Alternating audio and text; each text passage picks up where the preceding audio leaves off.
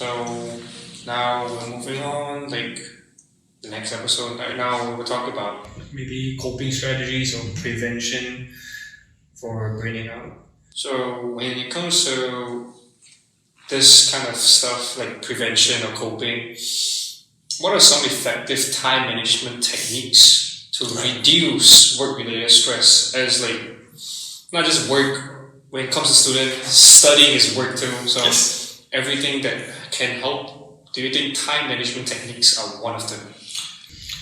Absolutely. But the key is how to implement. One of the key things I think all of us in the modern working world need to do is something called protect your time. Okay, protecting your time. So our handphones, our laptops, we are wired 24/7. I know this because I get messages from students at odd times.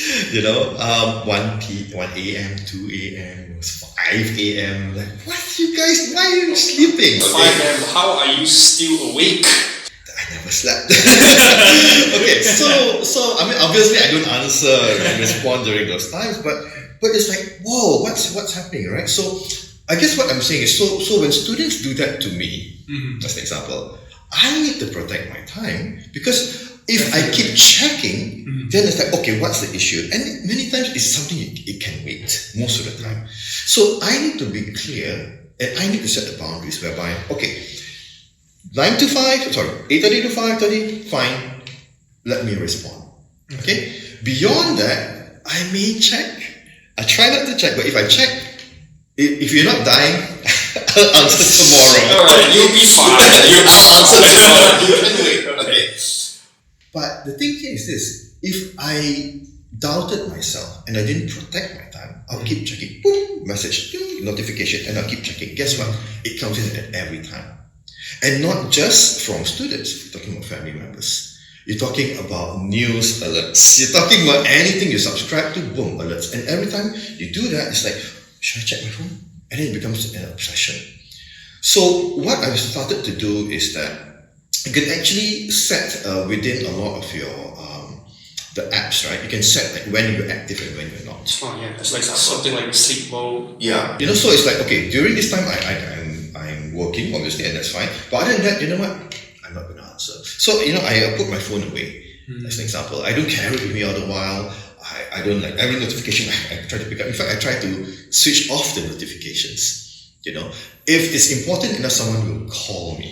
Definitely. Okay, if you message me, yeah, fine. You can wait. Yeah. So protecting your time, very, very important. Just because we're connected doesn't mean we need to connect 24/7. Okay. Another big one: learning to say no. Now I know in our culture, we're collectivistic. We wanna be nice. We wanna be supportive. But the reality about saying no is we are just recognizing our own limits. As I mentioned before, like student, you got assignment A, assignment B, assignment C, and then somebody asks, hey, I know you could help me in this, and like normally I would be able to, but it's like, you know what, I'm so sorry, but I got this due, this is coming up, and all that I need to handle. Could you try to handle it yourself? Maybe I can give you some resources for you to look into, or if you can wait, then I could help you then. So this is a technique I learned. I may not be able to do it now, but I will tell you when. Rather than, I don't want to say no. Or otherwise, if I don't say no, I say yes, even though I don't want to say yes. So usually, we want to say yes, but the situation doesn't allow for it. So then, rather than say yes or no, say, wait. Could you wait until then? If not, could you find another way for you to handle it yourself? So I'm acknowledging my own limits here. Because I'm not going to be useful for anyone. If I can't handle myself, I take on additional responsibilities, I'm going to mess that one up too. So I'm not going to be fair to you, nor to myself. So learn to say no. And maybe one more time management tip I want to suggest is learning to switch off. Okay? So protecting your time is you switch off from certain times. Okay? Like beyond working hours, weekends and all that. It's holidays as well. Okay, learning to say no, recognizing your limits, but scheduling like a switch off time means switch off away from work to focus on totally something else, what you want to do. So you want me time, you switch off everything else to create the space for me time. Because you can't just add me time to everything else. You need to cut things off in order to carve out time for me time. And that's called switch off time. So you switch off. I'm not going to do anything regarding work or anything that's bothering me. I'm just going to create that space for myself during that time so that I can take care of myself. I do want to know, how do you create me time without conflicting with your loved ones or maybe with your workplace? This is something that I would say, especially in the older generations, it is very hard for them to create me time without having conflict. Conflict comes about when there's a misunderstanding and different expectations from oneself and on each other. Reducing the conflict means being able to communicate very clearly what I need from you, or what you need from me, or what I need from myself, but then I tell you about it. Okay? So again, one of the things, as I mentioned to you before about saying no, is saying no, not no. So it's not like a no, but it's just not now, but later. So similarly like this, let's say let's say I want to go to the gym, but you need me to do A, B, C, D, and other. Okay, so let me negotiate this. So I'm not feeling good right now. I'm getting agitated, I'm getting frustrated, and all that kind of stuff. Maybe I can negotiate with you. I mean, assuming we're at home, and we're brothers, we are whatever. Okay, I tell you what, I know these things need to be done, but I'm not going to be able to do a good job on these things if I don't handle myself. So how about this? Would it be possible for me to allow me a bit of me time first? Let me just do what I need to do. Half an hour, 45 minutes. After that, I'm all yours. After that, I can handle all these things. Okay? Because again, taking into account that if I'm not being able to handle myself or take care of myself properly at that moment, I'm not going to be useful or productive in any other shape or form. So let's talk about the workplace as well. My boss needs something right now. Which can happen. A lot. Yeah, a lot. But it's like, okay. But for me, it's like, okay, what is needed? I understand you need it, but what is that's really needed? Okay, in order for me to get what you want, I need to do a bit of research on this. I need to be clear about this. I need to cross-check with a few other departments to get the right information to you. So then, my boss was like, no, just get something for me now. Then I negotiate. I said, look, I don't want to just give you something right now. Let me check into what I need to do, gain more clarity on this, and I'll get you a better report. I'll get you a better outcome from this. Okay? So when you negotiate this way, what you're also telling your boss is that I need more time. I'll get it to you, but it'll be more quality. That's better than just giving something right now, which may more than likely not even achieve the need. Okay? So this is actually very, very important in order to clarify very clearly your own expectations and also the time that's needed. Now, having said that, let me give you a tip. While the viewers can see this, I've actually learned this technique and it's very helpful. If whatever task that you're assigned to do, someone tells you, I need it in 2 days. Negotiate as much as you can and ask for double that time. Even if you could finish it in 2 days, ask for 4. Okay? Because let's say everything goes well, you can fully focus, you can finish it in 2 days. But guess what? As you're trying to do this, something else will come about, so you need a bit more time as well. So this way, you allow yourself a bit of leeway. But by the 4th day, you make sure you have to make sure right, to get it done. So what I've learned is, whatever is being asked of me, internally I do a rough calculation, what I actually need, and then I double that. Because of additional things that do happen in someone's life. Yeah. So that this way you can, and even if let's say you submit it earlier, then it seems like you over-delivered. I remember someone told me that you always promise but over. Yeah, you don't over promise and under deliver. That's the opposite way around. Yeah, it's that. Yes. Correct. So when it comes to setting healthy boundaries, how do you do it in a workplace and for the students out there? Okay, so let's talk about workplace first. Firstly, trust me on this, you need to have a support system. Which means what? Which means that something always just comes up. Okay, what can you do? You have a responsibility. You've got a class to teach, you've got something going on, but something else comes up that also needs your attention. This is where you negotiate with your colleagues. Okay, because they can understand you're in the same situation as you. But right now, what you can do is like, look, I have to do this, but suddenly I have to do this too. Like, could you help me in either one of these things? And next time, if you're in the situation, I'll help you. Okay. Yeah. So very, very important. Not try to handle everything on your own. It's not possible. Okay, your boss may not understand, but your boss may just like, I just needed to get it done. I just need this done. Exactly. And I need this result. Exactly. Who does it? Doesn't matter. Right. So this way you can negotiate. So this is where, in order to create that opportunity though, being friendly, being collegial, but really truly meaning and supporting one another in the workplace is vital. Because you never know when you may need the help of other people.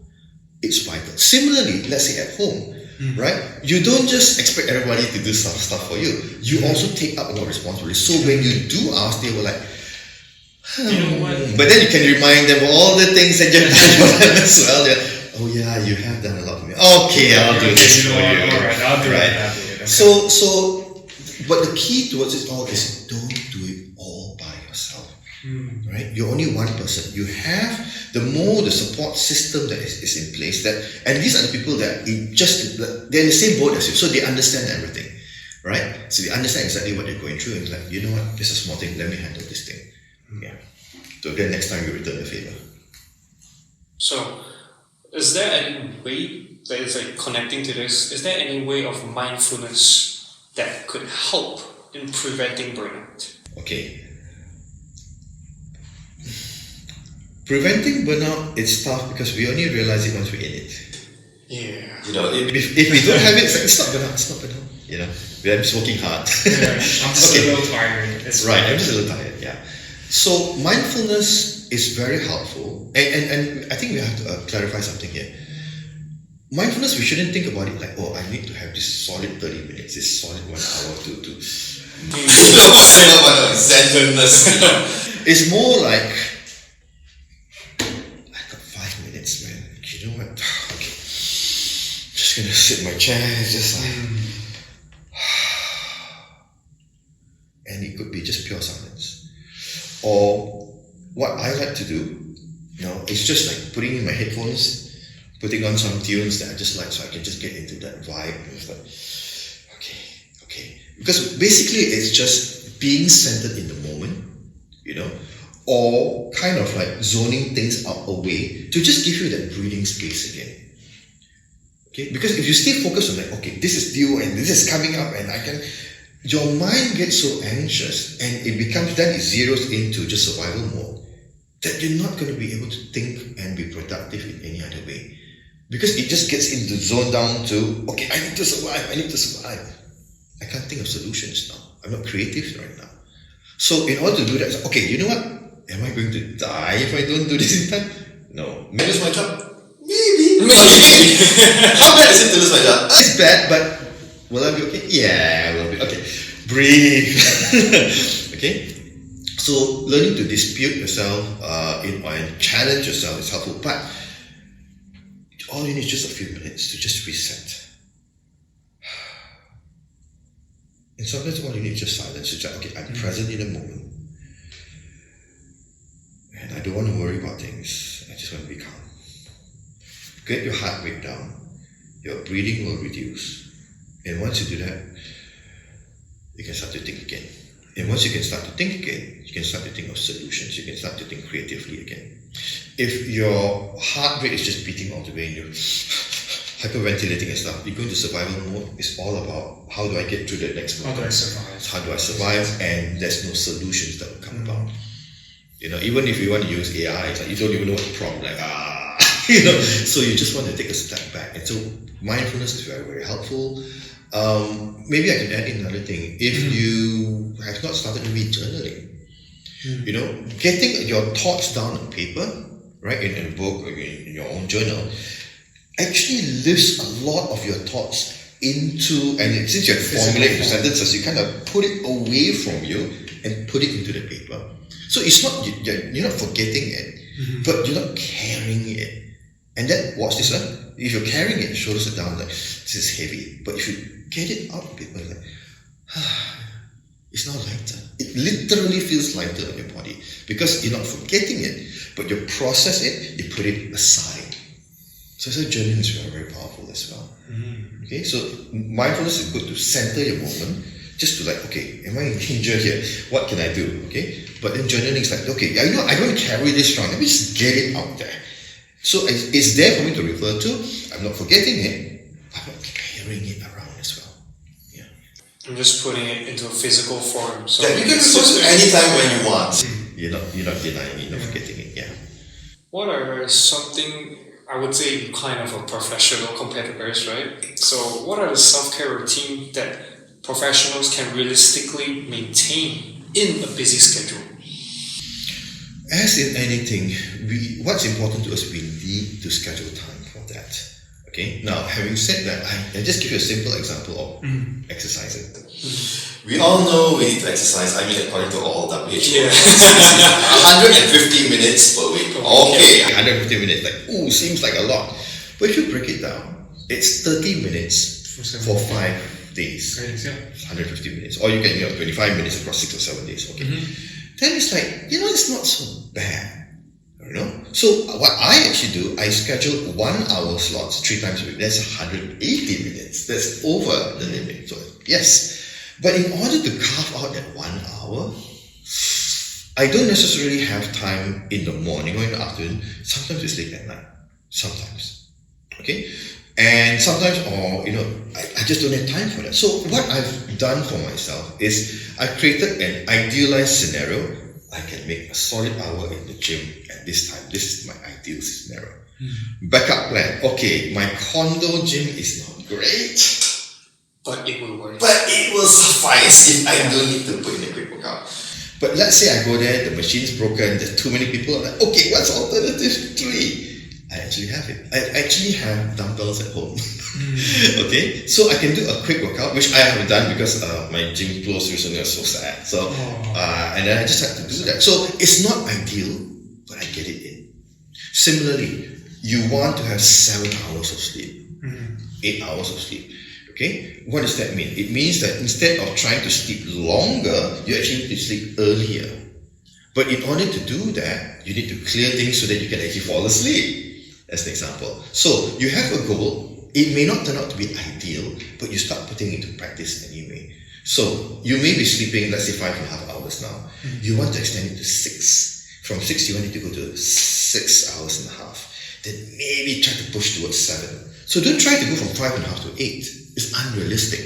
Okay? But slowly work that in. Habits come about when it's something that's important to you that you incorporate within your life. So now, just like taking a bath, going to the toilet, having your meals, it just becomes part of your life. So now you learn to adjust things around it. Okay? But the key towards this all is to make time for it, whatever it may be.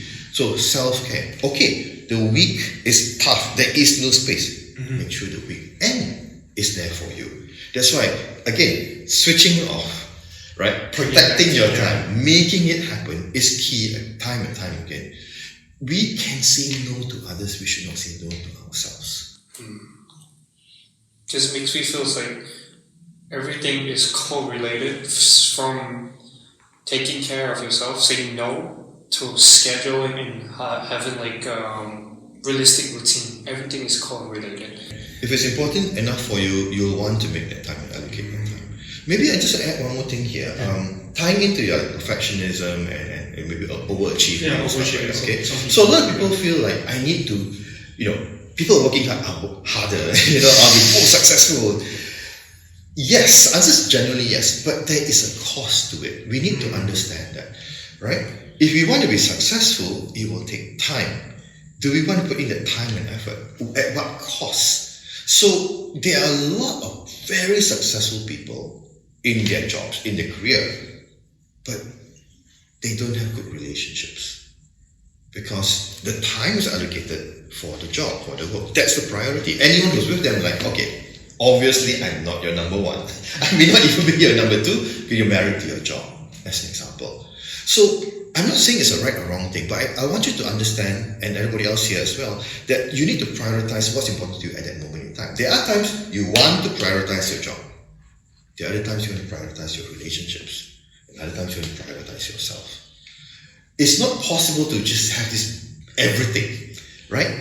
Something's got to give.